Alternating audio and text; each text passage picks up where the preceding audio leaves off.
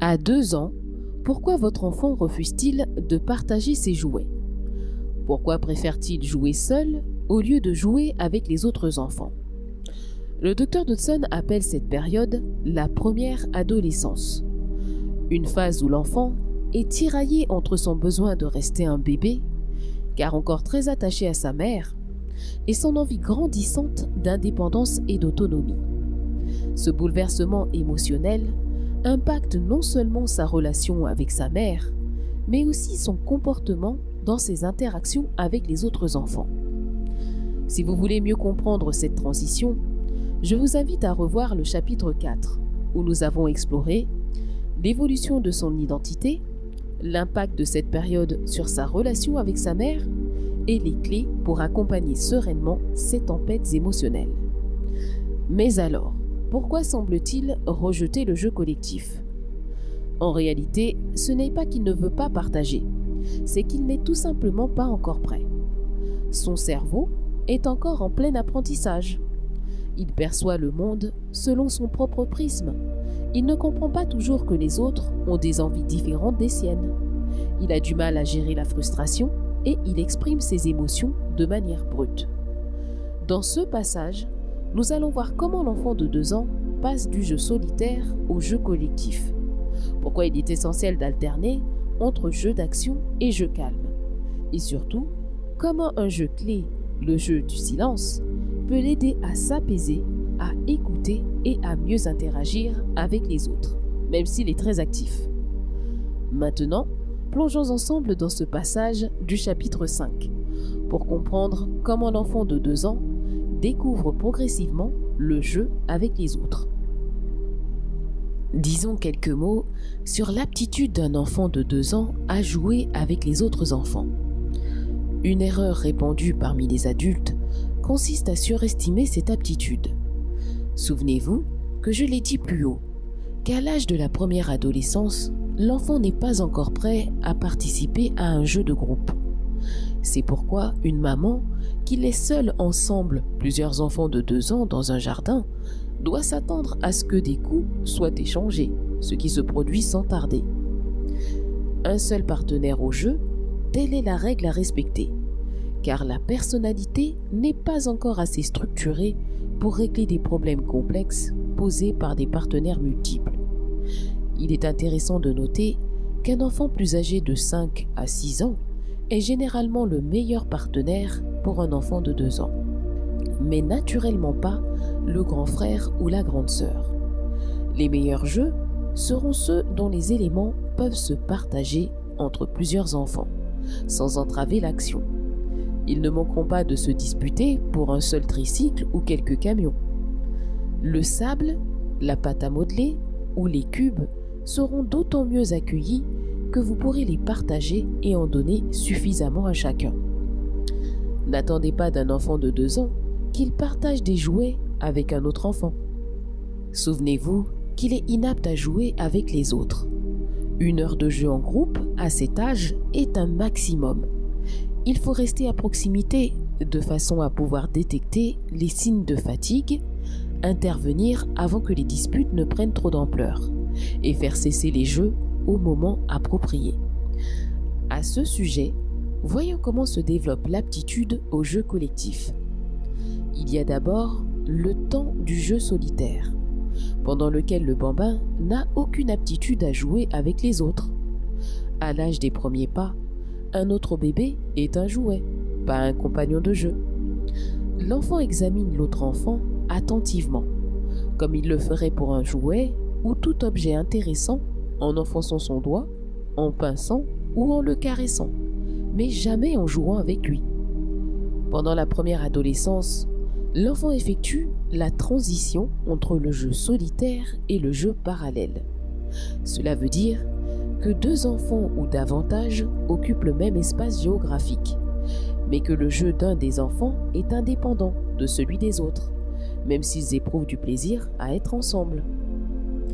L'étape suivante est le jeu associatif, dans lequel tous les enfants font la même chose, comme jouer dans un bac à sable, faire des pâtés, frapper à terre avec des bâtons.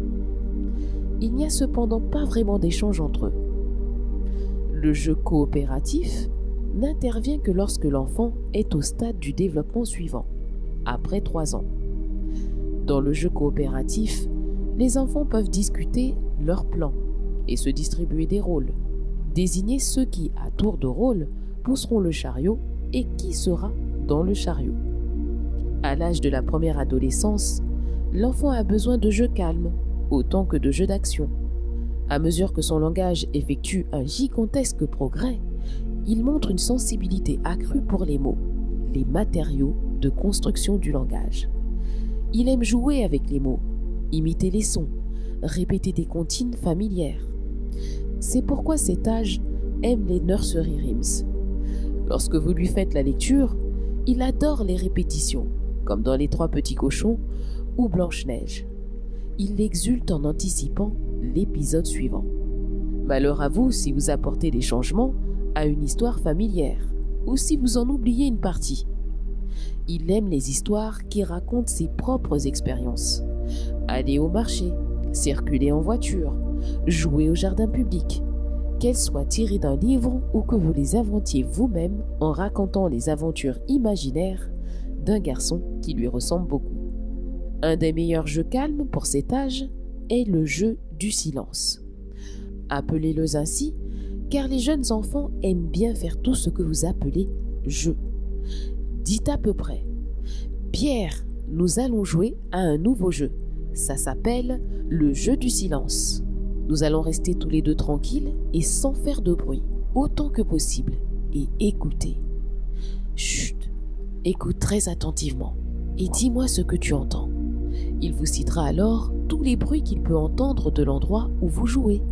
Peut-être une voiture en bas dans la rue, des oiseaux qui chantent dehors ou la radio chez les voisins.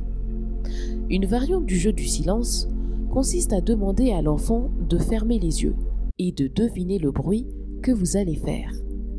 Vous pouvez frapper un verre avec une cuillère, gratter sur un lime à ongles ou faire tout ce que peut produire un bruit intéressant et caractéristique. Une autre variante. Maintenant, écoute bien. Je vais murmurer quelque chose tout doucement. Voyons si tu peux l'entendre. Murmurez alors un ordre simple, comme par exemple: lève-toi et va toucher la porte du couloir.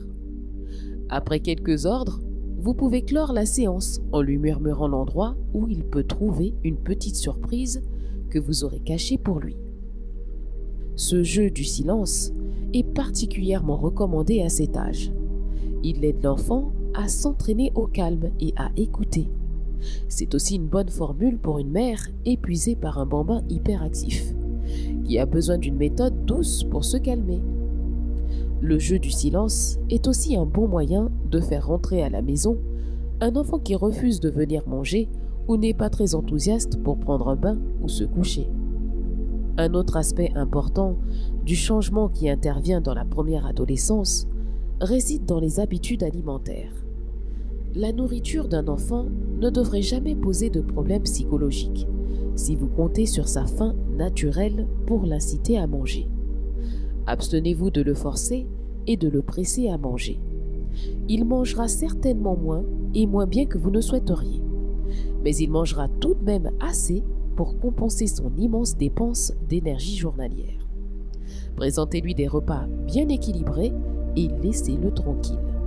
N'insistez pas pour qu'il finisse son assiette ou pour qu'il termine sa viande et ses légumes avant d'avoir son dessert. Parfois, des difficultés surgissent du fait que certains parents commencent déjà à vouloir que l'enfant se tienne bien à table. Les parents, trompés par l'aisance du langage tout récemment acquis, concluent de cette maturité que l'enfant est capable de se montrer plus mûr sur tous les plans. Mais il est bien trop tôt pour apprendre à un enfant à bien se tenir à table.